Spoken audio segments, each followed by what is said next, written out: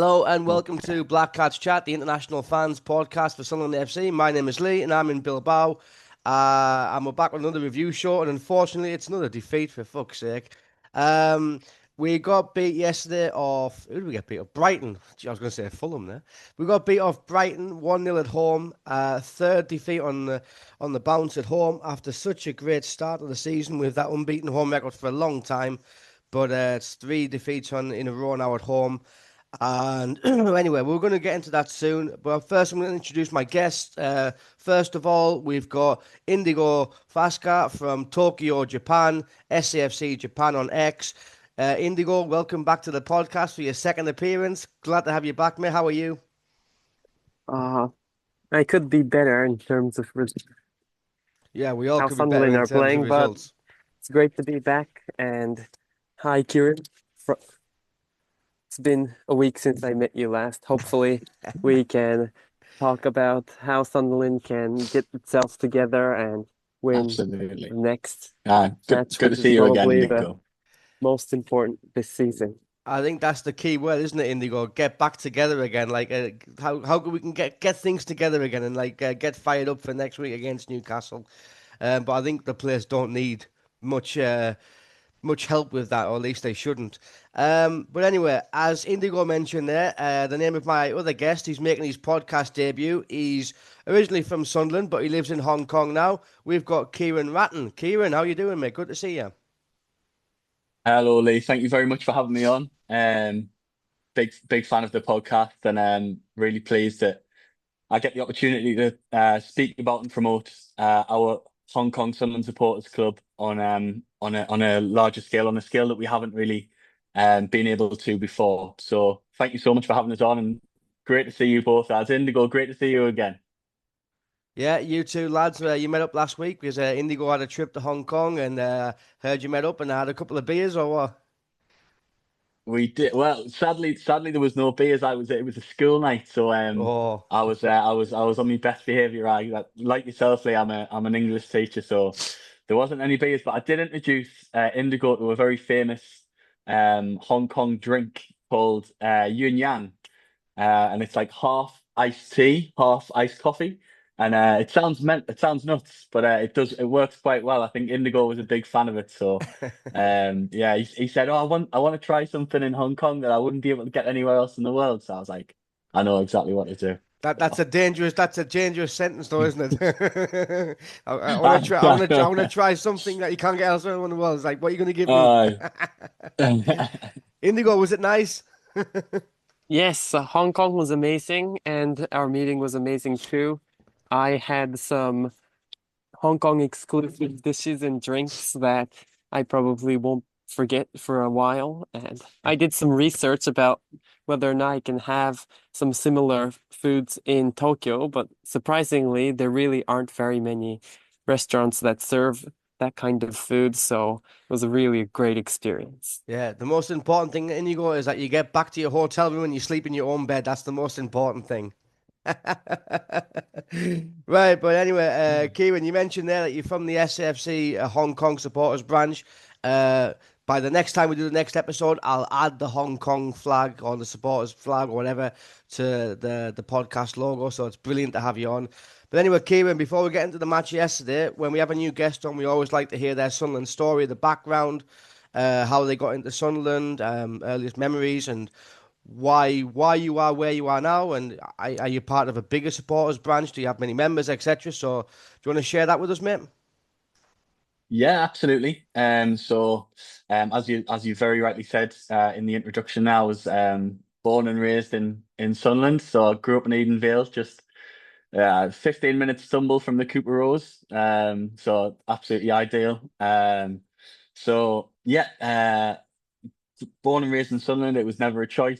I think we spoke a little bit there about we've got some connections in common. You know, my dad's twin brother Tony, who I'm sure he'll be watching this one. And yeah, so it was never a choice. Like it's Sunderland or it's going to find your own home. So there was never anything else in my house. And yeah, I had a season ticket. my first season ticket was the 2003-4 season. But my dad did that thing where it was like he took us to a load of games before. Well, not a load of games, but he took us to a few games in the season before to be like, see how he likes it. Like if he likes it next season, might be able to get a season ticket next season. So the first season ticket season I had was, as I said, was 2003-4, and I like to think that set me up really well for supporting Sunderland heartbreak wise, because not only did we have the FA Cup semi-final loss to Millwall, the first time I ever cried at a football stadium, and not the last. And we also had the playoff semi-final penalties defeat against Crystal Palace.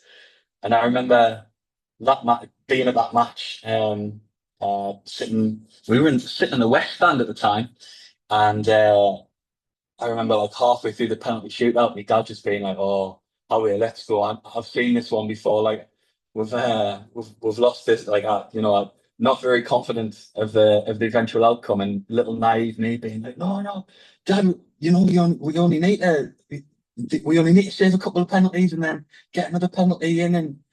And I was so positive about our penalty shootout situation. Subsequently learned not to be so positive about penalty shootout situations, especially with regard to Sunderland.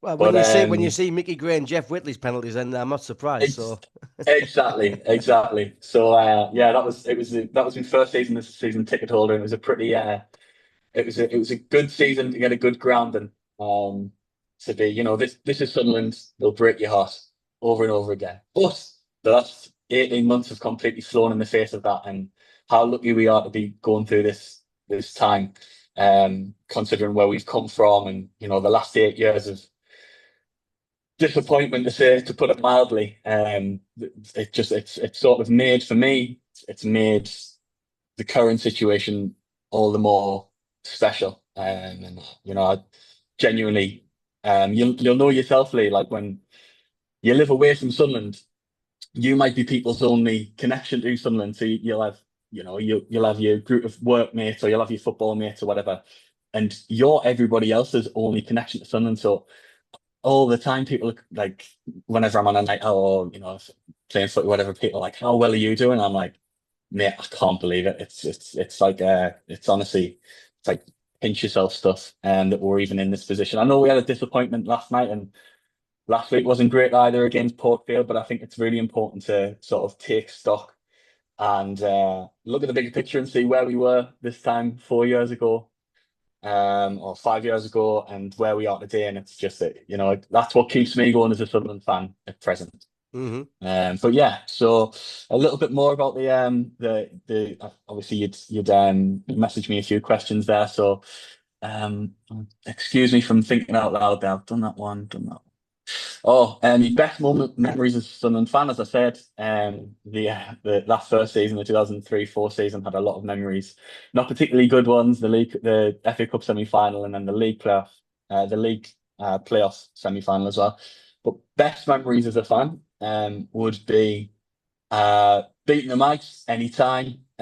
Take your pick, Ciaran Ratton, Fabio Barini, the 3-0 under Big Sam. Unfortunately, I'm not. I've not been to the shit pit to see a derby. I've only I worked in bars when I was back in Sunderland, so I worked in the Lambton Worm as I was in university and college and secondary school and stuff. So I never got the time off for the away derbies. But yeah, I'd never miss a home derby, and thankfully the last 3 or 4 that I went to, none of them were particularly bad. So yeah, any win against the Scum. And another one of me good memories was the League Cup final, where we all remember. Obviously, we won 1-0. It was a very unusual game. Obviously the match finished at half time, and we all went home happily in the knowledge that Sunderland had won the League Cup, and I think that's how it ended. And from my memory at least, that's how the game finished. I don't know about anybody else, but it was a pretty bizarre game. There was only 45 minutes played. We don't remember Yaya Toure scoring that screamer. No, it's completely blanked out. We won 1-0 that day for me. If the Chargers come back, we might actually win one. If the Chargers come against Man City soon enough, we'll see. But the last the most recent positive memory of Sunderland. It's a bit of a personal one. It was this season. In fact, it was the West Ham home game, and it was the first time that as every time I get back home, obviously, as you say, I live in Hong Kong, so I get home once or twice a year, Christmas in the summer. I might get the first game of the season, I might get a Christmas game. Luckily, I've been able to see both this year. But this was the first time that my wife is from Hong Kong, mad Sunderland fan, as you'd expect. But it's the first time that she got to see Sunderland in the Premier League. And it's the first time that she really felt like she'd been to Sunderland games before. That first Sunderland game was the 2-2 draw against QPR when the fucking keeper scored in the last minute. She was like, does this happen often? I was like, Pet, I've never seen it happen in my entire life. So she was at that one. She saw a win and she saw us lose to Ipswich a few years ago as well. But the West Ham game was just something so special and something so different. It was a situation where I feel like the best of Sunderland was on show. It was just the town was buzzing beforehand. We were back in the big time, and for me, I think that West Ham game, it's up there with the Coventry game, the playoff final against Sheffield United as well, in proper momentous Sunderland days. And I felt just so lucky to be able to experience that with my wife. And for me, that memory was just amazing. So funniest memories with a fan. Anytime we'll beat the Mags, I guess. My favourite players, past and present. I was a bit of a weirdo growing up. My favourite player before I got a season ticket was a bloke called Kevin. But it wasn't Phillips. It was Kilban for some reason. So I don't know why. I loved Kevin Kilban. I think Irish he was a connection. left footer, and as well the Irish connection as well. And he was a left footer, and I'm left footed. And I always sort of looked for the underdog sort of thing. I heard him get loads of stick, and the uncles would always shout him. But I don't know. I really liked him. And I remember I had the opportunity to meet him one day. At it was at Ashbrook Cricket Ground. He was there with a load of other Irish Sunderland players. And I remember saying, "Oh, Kevin, you're my favourite player." And he said himself, he was like, "I think you've got the wrong Kevin, mate. Do you not mean Kevin Phillips?" I was like, "No, you, Kevin Kilban, you're my favourite player." So yeah, bizarre one. In more recent times, little Ahmad, magician man, never fall in love with a lone player, but I did, and I'll do it again. So yeah, little Ahmad was fantastic. In the current crop, I don't know how you feel or how other Sunderland fans feel. Obviously Jacques is mint. We've got so many good players now compared to the team the last 8 years and some of the abject shite that we've seen, the Josh Scowens of this world. But I love Dan Neil, and I was a big Dan Neil fan, and I was gutted about the way that he ended up leaving the club. I think the club did do him a service by letting him go to Ipswich on loan, and we're not getting a fee for him. And I think that's a really classy move from the club, because I think he deserves it. He could have sat in our reserves and rotted for 6 months, which wouldn't do him any good as a player. And I think that's not how the club operates these days, and thankfully so. So yeah, Dan Neil would have been one of my favourite players of recent times. But yeah, this current crop of players, like as much as I'm enjoying our current form in the Premier League, I don't know, it just feels a bit different. I don't know how you see it, Lee. Does it feel different to you for like sort of that connection, the hometown? You had your Patterson, you had like lads coming up through the academy, lads who'd been there in the League One days and really seen us or played for us at our lowest ebb. Does it feel any different to you, Lee? And to you, Indigo, as well? In terms of what? In terms of that we haven't got them anymore? No, just in terms of like the connection that you feel. Obviously, Regis is big on this connection between the fans and the players and stuff. And I don't know whether it's me being soft shite or overly romantic or whatever, but the squad this season, like, I'm really enjoying what they're doing on the pitch, but there's just not that local connection with you had with your Patterson or your Dan Neil, and yeah, I don't know. Yeah, What I do you mean, guys there think? was only Ricky yesterday who was really that Yes, connection. I yeah, mean, he's from 6 miles yeah, away from the Stadium of Light, ah, but I yeah, mean, I'd sure, say like, I mean, it's very hard to pick a fan's favorite because we've got so many players in there.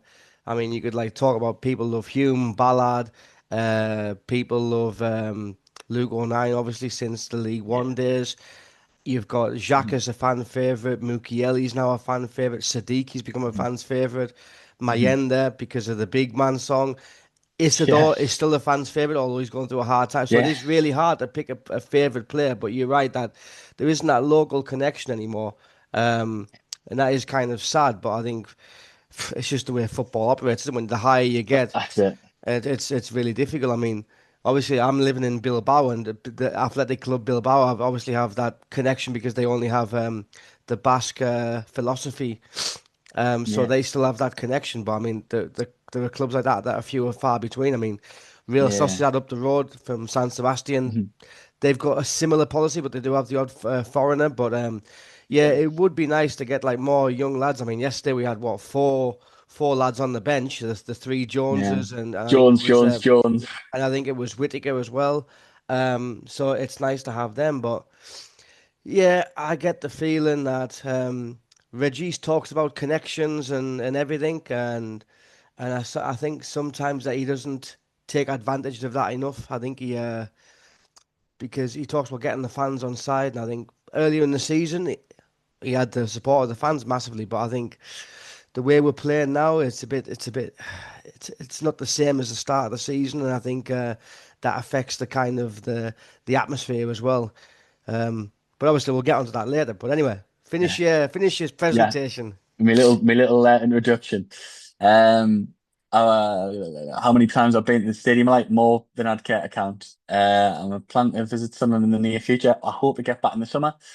And are there any SAFC fans where we are? So we're very, very lucky in Hong Kong. We've got quite a high expat community. A lot of people from the West and America and all these places. But yeah, there's about 18, 19 people in our Sunderland group chat, our WhatsApp group chat, and it's a bizarre one. It's like anytime like I feel like it's like sort of spreading the good word. Like anytime you bump into anybody, oh, whereabouts are you from? You're getting to know them, sort of thing. And if you hear about anybody from Sunderland, or if anybody, I've often got like friends who'll be from like London or whatever, who'll text us and be like, "Oh, I've just met somebody from Sunderland. Do you want to add them to your group chat?" So yeah, as many people, we just try to get as many people as possible down to the games, and that fosters that feeling of home, because we are so far away from home. You know yourself, Lee, living in Bilbao. There's nothing, I'm sure we're all out here, living good lives and enjoying it and stuff. But you can't beat that feeling of home, Hmm. and fostering that community is something that I take real pride in, and I feel is a bit of a responsibility to me, and to the other Sunderland fans that I'm lucky enough to meet here in Hong Kong. And so yeah, we've got a little community going. It's difficult because similar to Indigo, we're 7 hours and then 8 hours when the clocks go back. So the 3 o'clock kickoffs are an 11 p.m. kickoff on a Saturday, which is a bit of a pain in the arse. But sometimes when you get like the 12 o'clock kickoffs, you might have a half 7 in the evening kickoff or a half 8 kickoff, and we always try and meet up for that. Hmm. We obviously meet up for the big games, the visitors game. We watched together in December, and we'll do the same next weekend as well in Bar 109 in Wan Chai. Um, so if you're in Hong Kong and you're watching this and you're unaware of our branch, get yourselves along.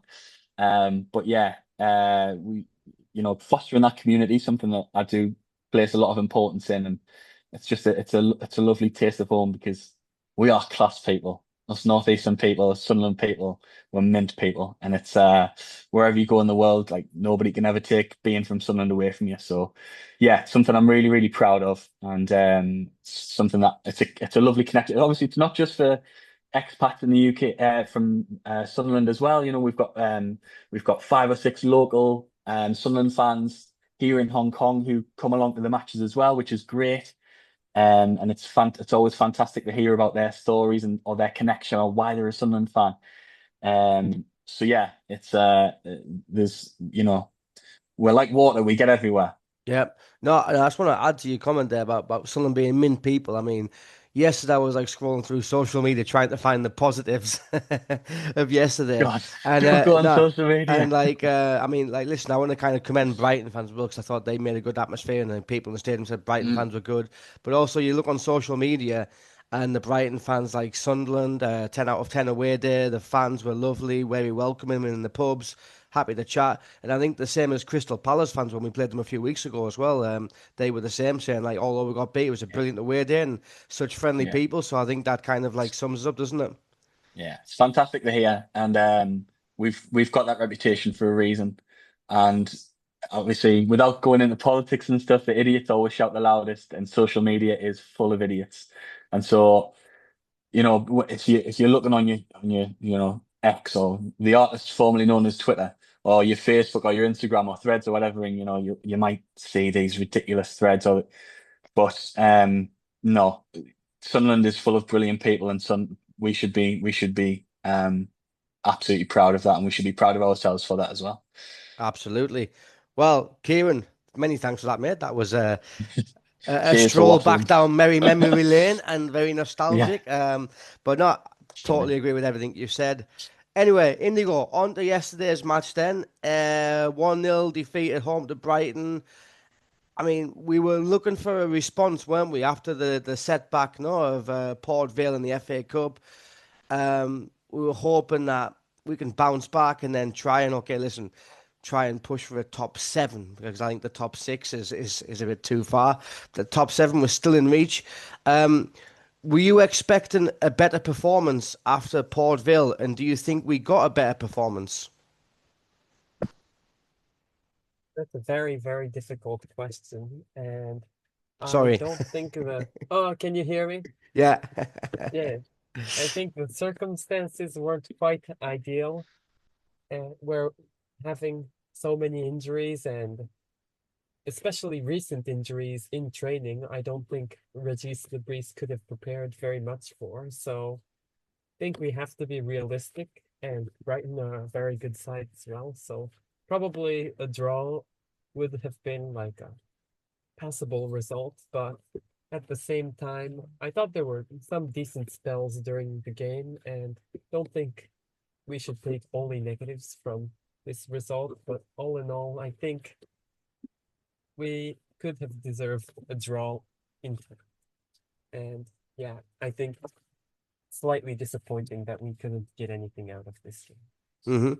Yeah, Kieran, your thoughts on the game yesterday and on the response after Port Vale? Do you think we got the right response or the right kind of response to say, okay, we did do Mm. better, but we didn't get the win or we didn't get a point?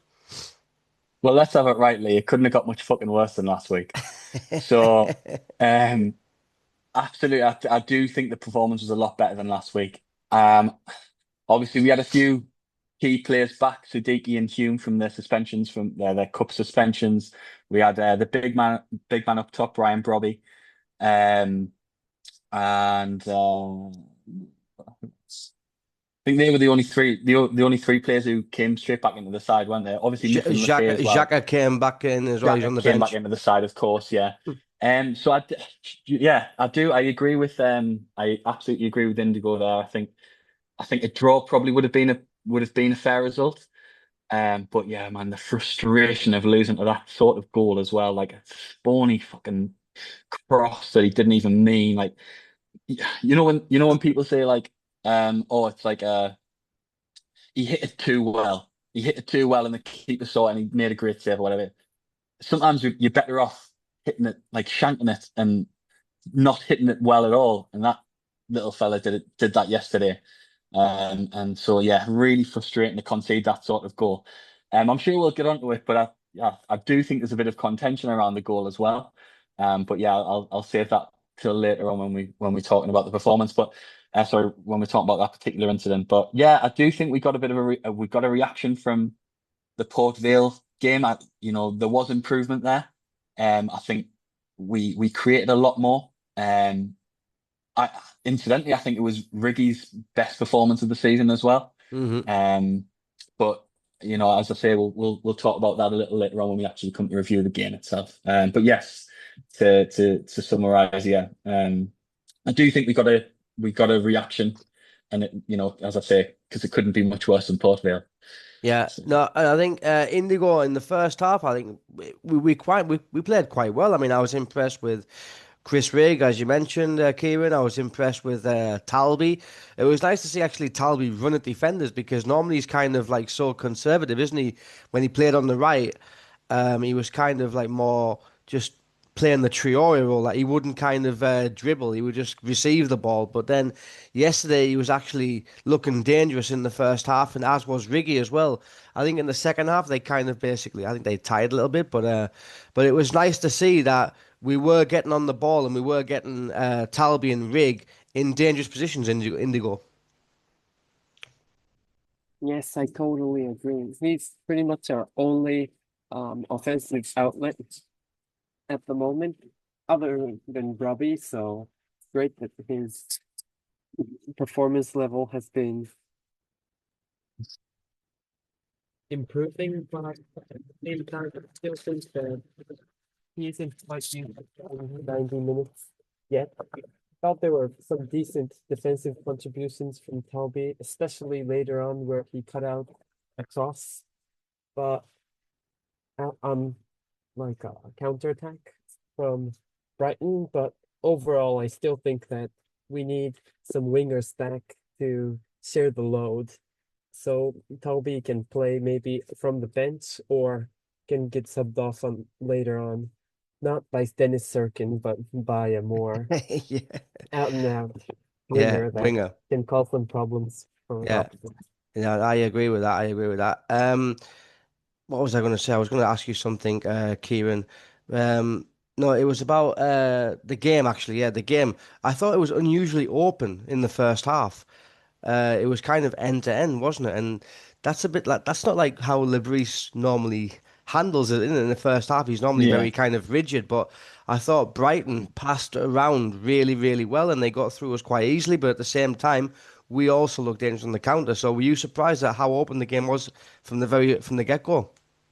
Yeah, absolutely. And I think that's due to in no small part the performance of Talby in the first half.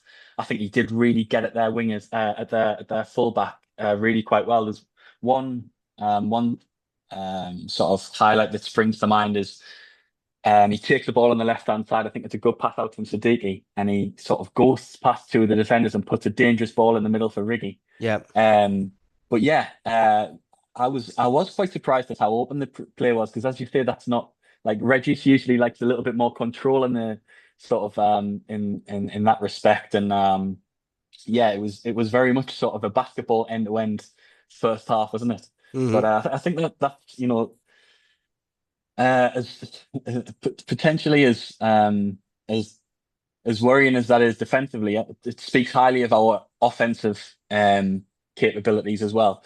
And that's obviously an area of the field that's come in for a lot of flack so far this season, and justifiably so. I think. I don't think it's unfair to say. I think without Brobbey, your attack's looking very bare. Don't think. I know that it's difficult to say because they're all still so young, but I just don't think my end is that guy. And I hope he proves us wrong.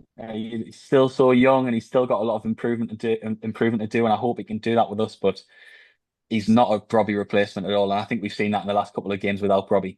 Wilson at the start of the season, I'd have been much more confident in saying, "Oh well, he can come on, he can get us a goal." He started so well with those goals against West Ham, against Brentford, and the goal against Chelsea as well, where he was Johnny on the spot.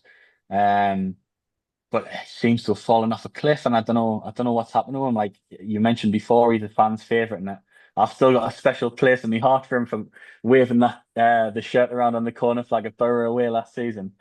Um, but yeah, he's just been miles off it. I know I think Reggie said during the week he was ill last week, and certainly put in a performance which befitted that. So yeah, it was quite surprising to see him not come on yesterday. I thought. I don't know if you lads would agree, but yeah, attacking wise, I think there's a lot of work to do in the summer for us. Yeah, no, I think you're spot on about Mayenda. I don't think he's the guy, especially as the sole striker.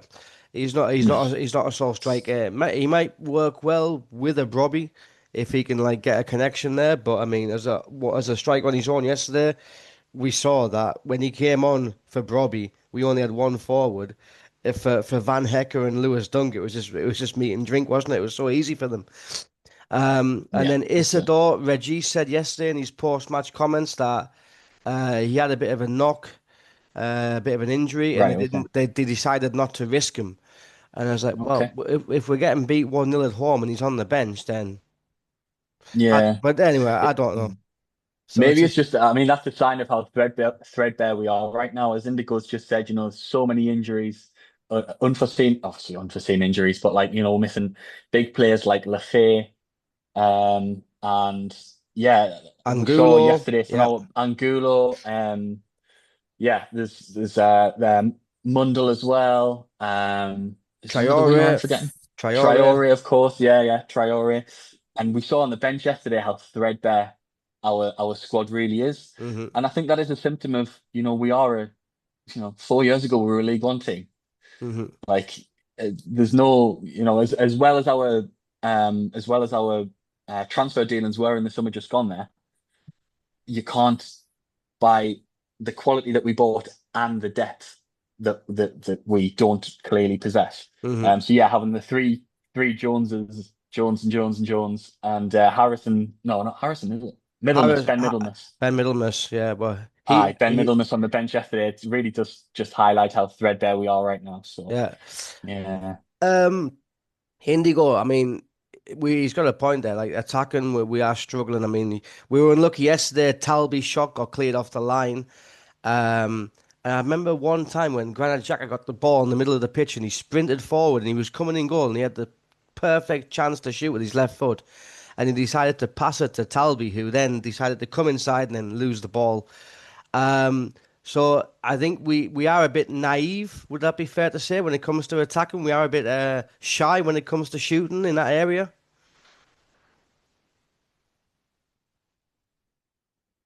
That also is, I think, is a very difficult question, but we asked so much of our wingers to contribute defensively, so I'm sure they are more exhausted than other teams where the wingers aren't required for much running and defending. So to some extent that might be inevitable, but at the same time, and obviously we have to take advantage of those chances, especially since we're absolutely miserable in possession when we're attacking a low block. We have to capitalize on those transitional moments, and Talby pretty much is the only player that can really shine in those moments. So it was my father was very disappointed in Talby in that moment, but yes, all in all, was slightly disappointing from Talby.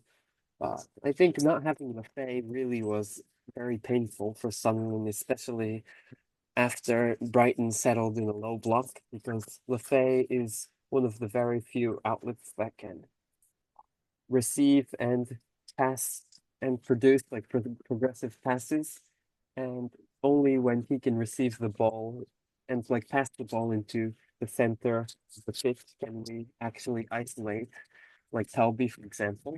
And I think the lack of isolation for Talby, especially in the second half, was I think very painful because we had to pass back the ball because we couldn't isolate our wingers to produce crosses or to cut inside to actually create some meaningful chances. Yeah, no, I think you're right. I think it's not the same having Diarra in the kind of advanced midfield role and not Lafay. I don't think you don't get the same creativity. But listen, lads, we're going to take a short break, but we'll be back in a few minutes for part two. All right, so we'll see you in a bit.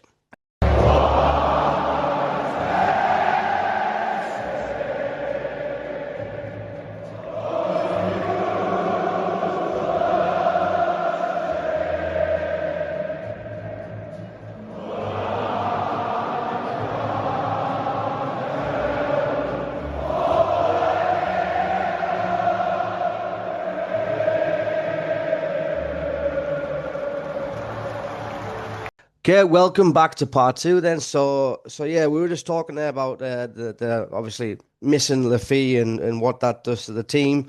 Habib Diarra got a bit of criticism yesterday, Kieran, on social media, and there was like a stat going around, or like a poster going around with these stats. Successful dribble 0 out of 1, touches 37, crosses 0 out of 3, possession lost 18 times, duels won 1 out of 7. And I think it was kind of pretty evident that it wasn't the best of display from our record signing. It wasn't indeed, yeah. I think, yeah, all players are entitled to bad games. The price tag doesn't help them. Obviously, that our record signing 35 million euros or whatever it was. But yeah, I think that there's absolutely a player in there. We've seen it. We saw particularly before he got injured, before he went off to AFCON there. In the opening few games of the season, that West Ham game in particular, he looked very good. And yeah, I'd agree the last couple of games he hasn't looked particularly inspiring, particularly against Port Vale, where I do believe there was a little incident with our away fans down at Port Vale as well. They Mhm. sort of didn't didn't give out to them as such, but didn't really show the attitude befitting of a player who was 1-0 down to a club bottom of League One. Mhm. Um, which is obviously disappointing. But listen, absolutely, I think there's a player in there, and it's up to Reggie to get that performance out of him. Yeah, he won't he'll know exactly what he did, what he didn't do well, and in the match yesterday. And hopefully we see a big response from him in the derby next week, because I think at his best he's a pivotal player for us, and yeah, we're going to need him next week surely. Yeah, I mean, Indigo, yesterday on social media, I put out a post which I got a couple of insulting comments from, actually, when I said, basically, is Habib Diarra an upgrade, an improvement on Joe Bellingham? And in my opinion, from what I've seen of Habib this season, from what he's played, at the moment, I would say no. I think that with Job, we had some kind of criticisms of Job, but I think Job never hid. He was always visible on the pitch, and he always kind of ran for 90 minutes. And I just don't think you get the same from Habib. And I think Habib needs to learn that. And there's been uh, calls of him being very lazy, which I think yesterday off the ball he wasn't tracking back, he wasn't pressing, and I can understand those comments. But do you think we have got a better player than Joe Bellingham for the price tag, because he was the like for like replacement, wasn't he? I think the profiles of the two players aren't the same, so it's difficult to make a like for like comparison between the two, but I think we have to adapt the way we play in his favor a lot. And yesterday wasn't, I would have thought he would have shined more, and probably his like fitness level or like performance level isn't the highest, but at the same time, I think he plays much better when he gets to take pocket spaces. So like when plays a through ball into the pocket, and he can run and get to the ball and shoot from a relatively tight angle, I think he's been able to produce many chances. So we weren't quite able to play into his strengths yesterday. But if we do play in his strengths, he obviously has been a captain in Strasbourg and is supposedly very disciplined. And probably his mentality too isn't a problem, because I'm sure Steekman and Gisolfi take great care in making sure the attitude of all of these players are top. So I'm very optimistic in regards of Diarra, but yesterday wasn't his game, and we have to help him out so we can get Yeah, utilize his talent to best possible way. yeah. And I think Tony, I'm calling you your uncle's name, Kieran. Kieran, I think you mentioned before the price tag doesn't help. Uh, and especially like as Indigo mentioned he was captain at Strasbourg from a young age, but he's cost like 33 This million country coming too. to this country and Premier League, new language, new league. So you'd like to think that someone like a Granit Xhaka might, well, probably will, or Luke O'Nien will help them out. Yeah, absolutely. Yeah, you would hope that. I think it goes sort of slightly forgotten as well. How young Diarra still actually is. He's only 22. Hmm. So yes, he's had that he's got his big move to the Premier League sort of thing. So as we say, 30 plus million. But as well as a footballer, he's a human being, and he's got to face all of the challenges you've just mentioned there, a new culture, both professionally and personally as well, a new language. He started off well against West Ham and then got that disappointing injury, which could have quite easily affected him as well. So yeah, I'd like to echo what Indigo's just said there. Clearly the lad's going through a bit of a tricky time, and as a fan base, I think we need to get behind him and show him support, because that's what we are, with supporters, aren't we? But yeah, absolutely, I totally agree with your point as well. And you would like to think that Xhaka or your O'Niens or your Ballard or Hume or the dressing room are right behind them too, because like Indigo said, and it was a really good point.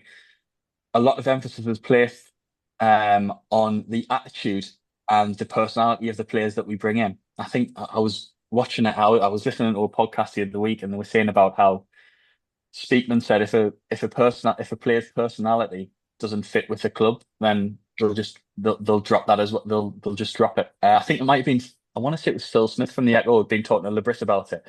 And yeah, a lot of importance is placed on the attitude and the sort of personal characteristics of players as well. So, like Indigo said, I absolutely back them to come good, and hopefully this bad run of form leaves as soon as it came, or quicker than it came, because I do think there is a player in there. He's at 22 years old, having captained a team in the French top division there at Strasbourg, having captained his own country, we all saw him play against England there. When was it? Last year, Was it wasn't earlier it? earlier last year? Yeah, it was Yeah. obviously 2025, and he was fantastic in that game. Obviously, capping his performance off with a goal against England as well. So there's a player in there, and I think as a support base, we can't let them become not a scapegoat per se, but I don't know what it is. Sunderland fans, we love having a bad guy. We love having that Yeah. that player to get on the back of, and I really hope it isn't Diarra, because I think genuinely we've seen the quality he possesses, and hopefully he can get back to those levels that he certainly hasn't shown in the last couple of weeks anyway. But I think yeah, yeah, if go on, we Indigo. have Yeah, Enzo Lefebvre, yeah. I think he's very good at receiving progressive passes, but yesterday practically Granit Xhaka was the only player who was able to consistently produce progressive passes. So if we have Enzo Lefebvre as well, probably he's going to shine like he has been in a couple games before, when we were able to play both of them, as well as like Robbie and our other offensive outlets. I'm pretty optimistic. Does it not help though, Indigo? For example, Diarra, he's a centre midfielder, but he's played in, I think, defensive midfield role, advanced midfield role, and he's also played on the right. And there are other players as well. I mean, look at Talby. Talby's been playing on the left. He's been playing on the right. Mayenda's up front on the right. Is it not just basically that these players are being played out of position and they're not being able to settle in one position? I think it's a double-edged sword. Obviously, if we play the same way week in, week out, it's easier for the opposition to prepare for us, but it's easier for the players to prepare themselves if they're played in a similar role every week. So it is a double-edged sword. I think the recruitment focuses on utility and players being able to play in multiple positions. So they're relatively good at playing in multiple positions, but ultimately, I think it's a very difficult task to get used to playing around different players in different roles. So I think it's a thing that Brigitte Lebris will have to work out this season, whether or not which players to play in one role and which players to play in multiple roles, like Dan Ballard and Alderete, or like Ronaldo have always played in the same position, while other players have been more fluid. So I'm sure he has his own ideas, and he has so much more information than I have access to. So I have my full trust in the gaffer, his Yeah, no, decision. and Kieran, he makes a good point there. Like multiple players have played. You look at Trey Hume, left back, right back, centre midfield, or right midfield even as well. And then you've got Luke O'Nien, left back, centre back, right back, Mr. Versatile. centre midfield as well. Crowder, centre back, right back, and centre midfield. But do you think that does kind of take a little getting used to, that if they're playing one position one match, but the next match they're playing another position? Like, do you think it's possible to adapt so quickly within 1 week of training?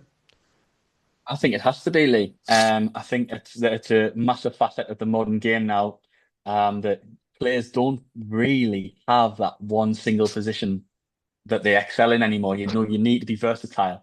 That's the nature of the amount of football that the teams play, that the players themselves play, whether it's a ridiculous third tier the European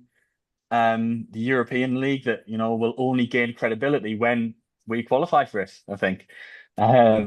So, you know, there's more and more and more football being played, and these players have to be adaptable and they have to be competent in various positions, because tactically the game's moved on so much, even in the last decade. We've seen this sort of revolution of these revolution of tactics come into the game, and yeah, I think it's long gone are the days where a player has one solid position. You know, a Gary Neville, he plays right back, and you know, players need to have two, three, four maybe positions that they excel in. So yes, it will be, to answer your question, mate. I think, you know, it is a challenge on a player, but it's a challenge on every player in the modern game. And so we've just got to back our manager and back the recruitment staff to bring in those right players, and the people's with the players with, you know, the right attributes, and fit the system and the way that we want to play well. So. Yeah. Okay. Well, we'll see. We'll see how we get on in the next game and see which square pegs in round holes we've got for the next game, depending on our squad available. So Indigo, on to the second half then. I mean, we did get off to a good start, at least for 2 minutes, until the rig goal was ruled out for offside. Now, I've got a very bad habit of, like, half time comes and you start doing little tasks around the house, like putting the washing machine on or hanging the clothes or washing up, you know what I mean? And I've got a very bad habit of missing early goals in the second half. So I missed the Chris Rig goal and I saw the replay. And when I saw the replay, I immediately thought it was offside. I thought Alderete looked offside, and it didn't really get picked up on the replay and on the live commentary. But I just saw Alderete win the head, and I thought he's offside. So yeah, it was nice for Chris Rigg to enjoy that moment for like a matter of a minute, but disappointing that the goal didn't stand. But I think it was clearly offside, wasn't it? Yeah, very disappointing that was offside. Chris Rigg has bad luck in those moments. Like, I remember with the Fulham game, he was supposed to be the youngest player ever to score in the FA Cup, but that goal got ruled out. Well, it Abdullah was Ba, offsides as well. Yeah. Abdullah Ba was offside. Yeah, Oh, yeah. about 10 So meters he is offside. very, very, very bad luck, but hopefully things click. And I thought he played wonderfully yesterday. Probably our best player by far, and hopefully there's more to show from him in the future. And I'm sure if he gets in similar performances in the future, especially in possession, the goal will come sooner or later. So that is a positive, I think. But yes, very disappointing that it was ruled as offside. At first, I didn't quite notice that it was offside. I myself wasn't quite focused in the game right after halftime, doing other things. I just got back to watching the game, and right after we scored a goal, so I wasn't quite focused, so I didn't notice the offsides in the beginning, but yes. I made a bit of a tit of myself celebrating that offside goal as well. Like, I was watching it in a bar. I was watching it in a bar in Shenzhen. I'd gone up to Shenzhen for the night. Me and my mates go up to watch the Chinese Super League games every month or so, sort of thing. We're not avid fans, but it's just nice to see a bit of live football with some players that you've heard of. So we were up in Shenzhen for the night, and I managed to find a bar that had the game on. And obviously, I'm full bar on a Saturday night in Shenzhen, and I'm the only person watching the screen. And the goal went in, and I'm giving it all like, come on. And then my mates I'm sitting with, they going, oh, he's offside, like trying to like. So initially, before it was given offside, they were like, oh, he's offside, man, he's offside. I was like, fuck off, man. And then a couple of minutes later, they're all like, "Oh, he actually is offside." I was raging, like. But just to echo what Indigo said there, to give Riggy his flowers for yesterday, which he absolutely deserves. I think it was a real coming of age performance for him, I agree. despite the results. Yeah. I think that's the best he's played, certainly at this level, in a Sunderland shirt. And do you know what I loved about him yesterday? Going back to the first half slightly, and it was that chance that Talby created that we spoke about earlier on that, where he puts the ball in and Riggy gets sort of tries to get in front of Big Van Hecker, and goes down and sort of half appeals for a penalty. I think there's maybe a shout by himself there, and big 6'5" Van Hecker gets up and he's like looking over little Riggy, and surely he had that dog in him, and Riggy gave him a bat and told him off, and I thought it was a really mature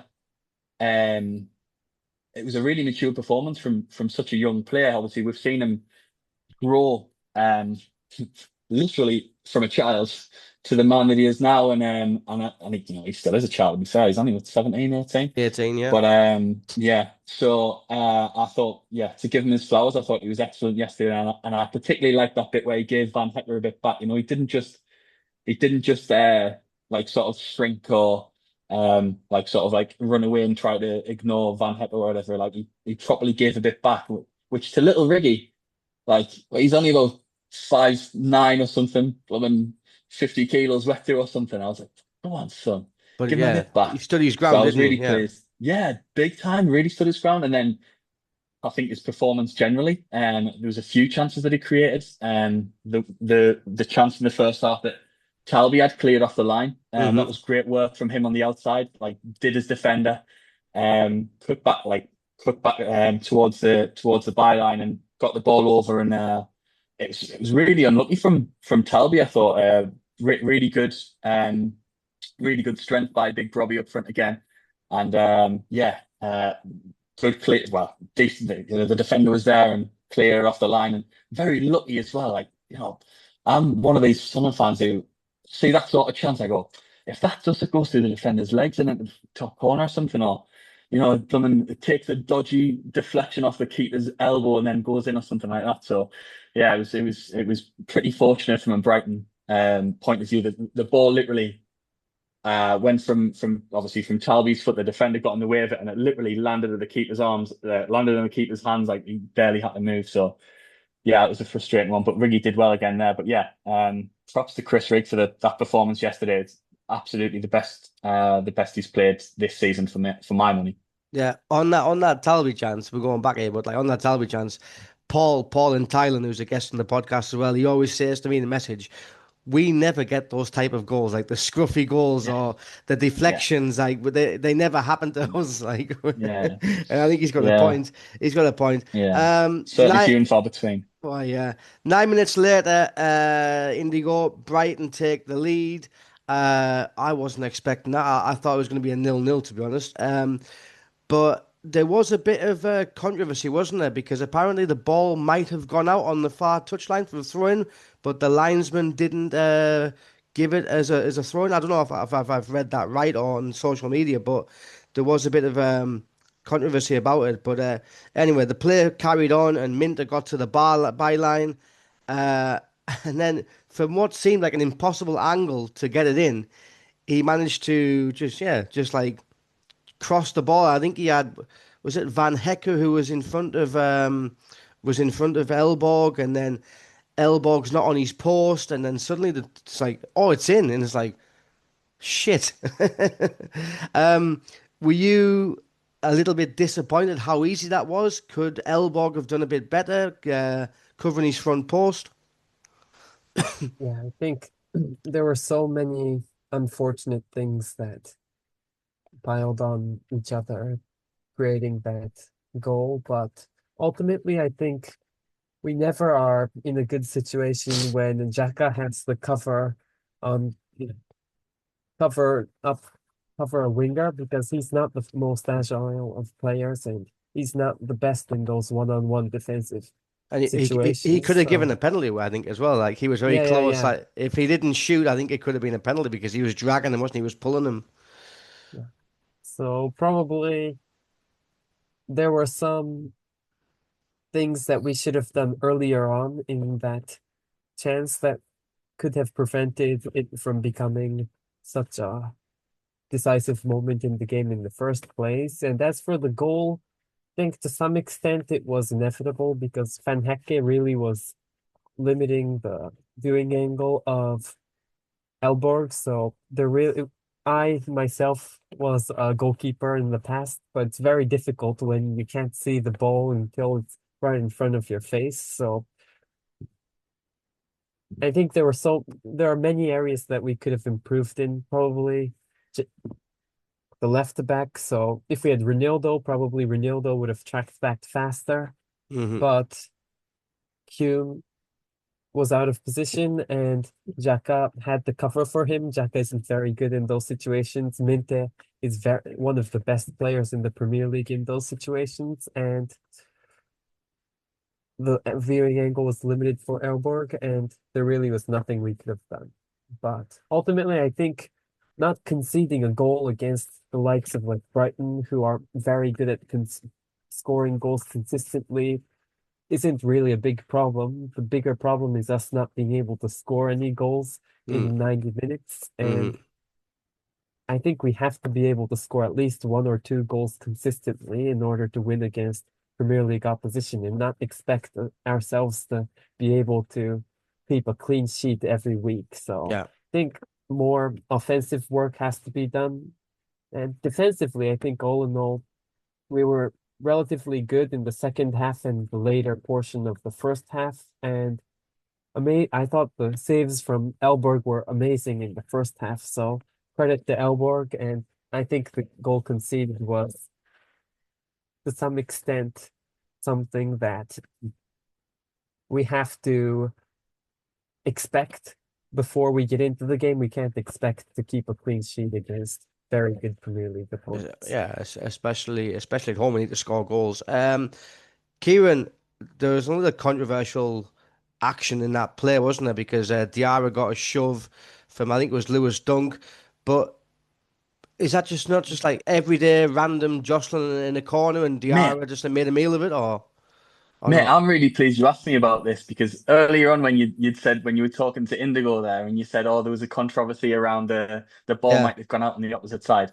That wasn't the controversy for me. The controversy was Diarra literally getting two hands in his chest and pushed to the floor. And you can't argue, yes, he could have been stronger. He didn't have to go down. And he certainly didn't have to stay down for as long as he did and roll around, sort of roll onto his back. That was completely unnecessary from him.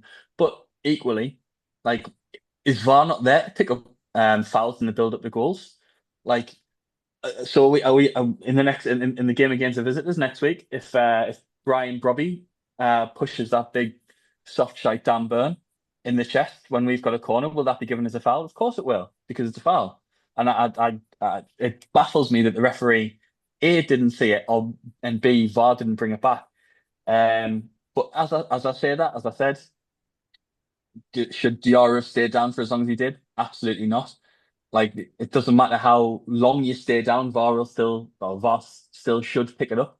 So that certainly didn't help things. But just going back to the goal, man, such a disappointing goal to concede.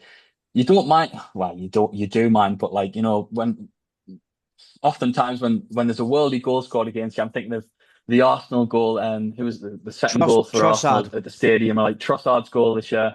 The other Arsenal goal, the first goal, the midfielder fell in as well. You hold your hands up and go, well, that's a fantastic finish, fair play. This is the complete opposite case to that, man. And it's like, yeah, I saw quite a good tweet on X, um, about like if there ever was an opposite to goal of the month, like a shit goal of the month, it'd be this. Because honestly, man, yeah, like you said that you were surprised to see us conceding a goal. I think Minty was surprised to see us conceding a goal too, Yeah. because there is not a chance he meant that. He scuffs it, shins it, and it just beats Elbog at his front post really. But I'd be pretty reticent to criticize Elborg in that situation. I know the journalist Andy Sixsmith said that Riggy, he was interviewing Riggy after the game, and Riggy said that Elborg came in and apologized to the players, and apparently the players turned around and said that there's no apology needed, sort of thing. And I totally agree with Riggy. I think he really didn't have much of a chance when you shank a ball like that. You know, Minte knew where the ball was going as much as Elborg did, and I don't think either of them thought it was going in the back of the net. So yeah, it's one of them. And we move on. We try and get back into the game. There was still plenty of the game left to play as well. But 40 minutes, no, I think they're like awesome. Yeah, absolutely. So it was I think I'd echo Indigo's point as well. The problem is not particularly being conceding goals at the back. It's a lack of, or an inability to put the ball in the other end of the pitch. So yeah. Indigo, it shouldn't have stood. It shouldn't have counted. It shouldn't have I'll die on that hill. Yeah. I don't know. I'm like one of these on corners with the you know what I mean, with the holding, that annoys me. Yeah. With the little pushing, I think everyone does that, but I mean, yeah, it's got to be more consistent, hasn't it? So I just thought we saw 2 penalties given for it in the Brentford game to start the season, didn't we? One for us and one for them. Yeah. And so where's the consistency? Yeah. Where's the consistency there? Yeah. But anyway, we'll not whinge about referees. No, not this week. Oh, VAR. Indigo, we did have some chances like after that. I mean, Trey Hume had a shot that he dragged wide, hit on his right foot. Alderete had a header that basically fell from the sky after like a boot up in the air. Keeper made a good save. But then when Brian Brobby went off and Mayenda came on and then Talby went off and Sirkin came on, our players were just picking the ball up deep. I remember Luke O'Nien like sprinting up and then they just couldn't get through Brentford. We couldn't pass through them because we didn't have that Lafie or whoever in there. And then all of a sudden we were just doing long balls, but we didn't have Ballard up there or Brobby up there. So we didn't have any kind of outlet. And the game in the end for the last 15, 20 minutes, it just you knew we weren't going to score because we didn't have that spark, to get that goal. Yeah, I think we're never good at scoring goals against low blocks. We can't score against the likes of Port Vale, so probably it's even difficult to score against Brighton low block. But I really didn't have that much optimism during the last portion of the game. I felt we were toothless for the most part. And I think we really have to work on our corner kicks. I heard we've scored the least out of all Premier League teams, and we have some decent players that are good in set pieces like Dan Ballard, Omar Alderete, and Granit Xhaka, of course, as well. But we seem to have had a difficult time capitalizing on the corner kicks, especially yesterday. We had like at least 10 corner kicks throughout the whole game, and none of them resulted in any chance at all. So I think we really have to work on that, as well as like crosses. I really didn't see anybody on the end of these crosses. We had like maybe a dozen crosses, but there was nobody trying to run in the far post. I noticed like Bournemouth was very good at consistently having somebody to try to get on the end of these crosses, but we seem to not have that kind of player at the moment. So I think Regis Lebris has to get that crossing and corner kicks sorted out. Yeah, we just need to get like the Enzo Lafie corner Dan Ballard header from Coventry on a loop, right? And just like consistently do that. But yeah, I agree with that. The set pieces were terrible. Trey Hume I've had it on a loop for the last 8 months, to be fair. I can't stop watching it. even now. I've got it on in the background on the TV here. Yeah. Bloody magnificent. But yeah, the match kind of fizzled out. He didn't bring Isid on because he said he was injured. Then they obviously got the young lads on the bench. Apparently, Ciaran, Granit Xhaka was having a go at some of the fans on the 80th minute for leaving the ground early. I don't know if you heard about that.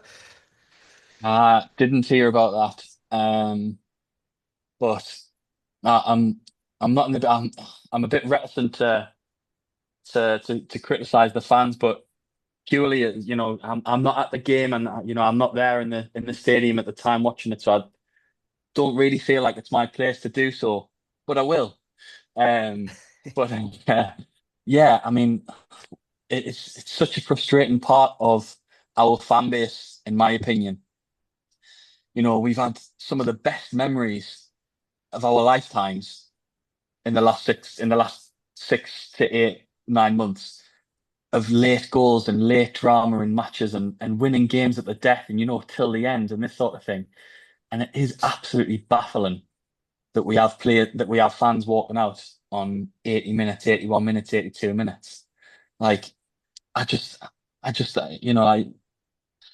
each to their own, but you're there to support your team, and we've shown so much in the past year that we do have a team that will play till the very end and are capable of making these magical moments.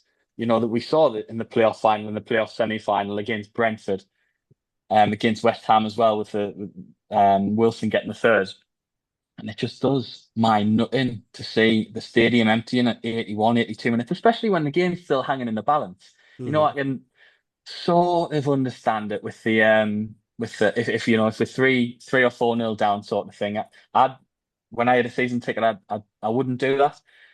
But I respect the right of my fellow supporters to do that. But yeah, I just think it's so frustrating, man. It really does look crap on the telly as well.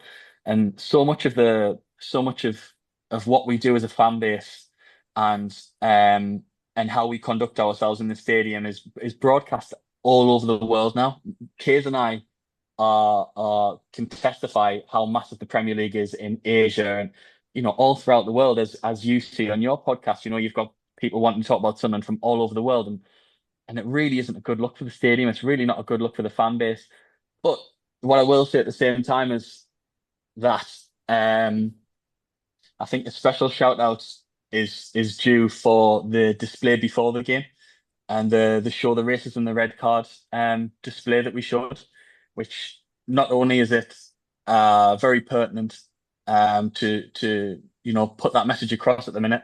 I think it's such an important message and it's such an important cause. Obviously, we're sitting on this call with a Japanese Sunderland supporter and myself, my wife's from Hong Kong, and if ever anybody was made to be feel not welcome at the stadium or not welcome at our football club, I'd be absolutely mortified by that. And so I think it sort of makes displays like yesterday's so important and so relevant, especially in the political climate of today. And without getting too into it, I think it was a really impressive thing. It was a really important thing for our fan base to come together and make that stand.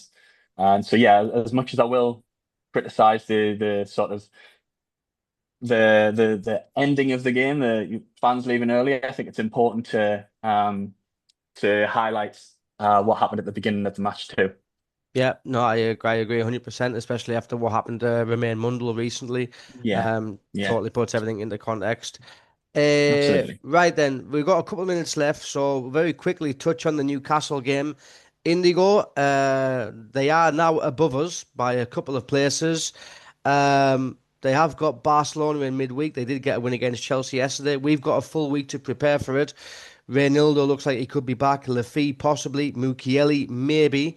I think we would feel more comfortable and more confident if we had those players back in the lineup for next week. Yeah, definitely. In Tokyo, we're going to have a watch party Yeah. with And the games are from 9 o'clock, when usually they're from either 4 o'clock in the morning or midnight. So Yeah.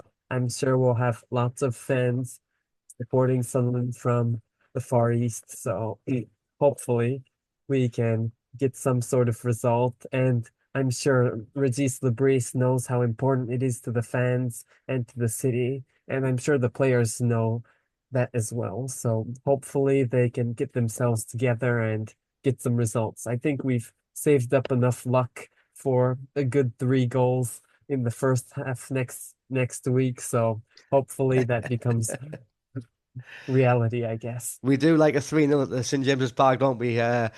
Ciaran, so are you optimistic that if we do get some players back for next week, then we can compete? I do certainly think that's a call. It's a reason for optimism.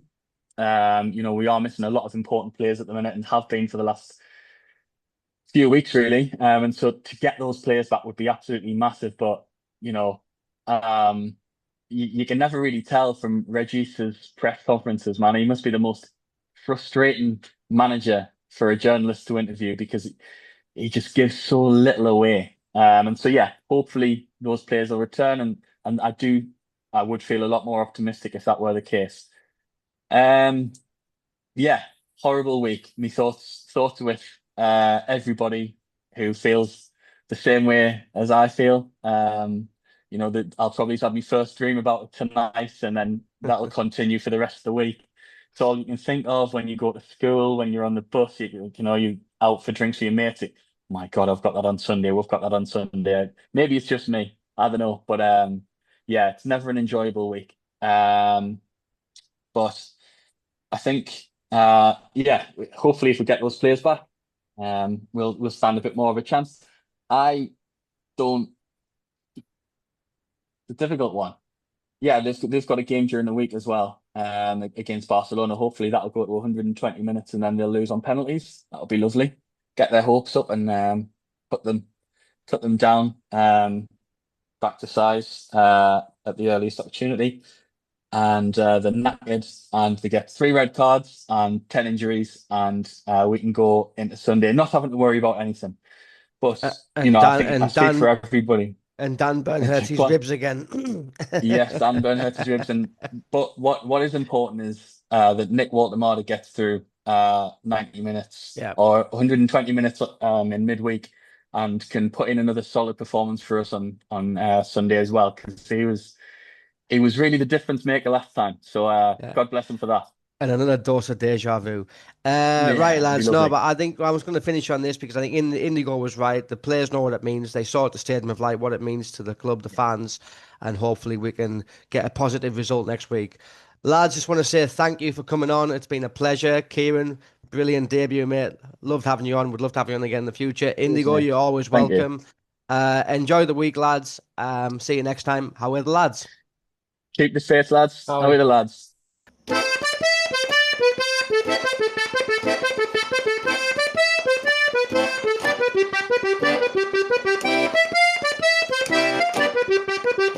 you.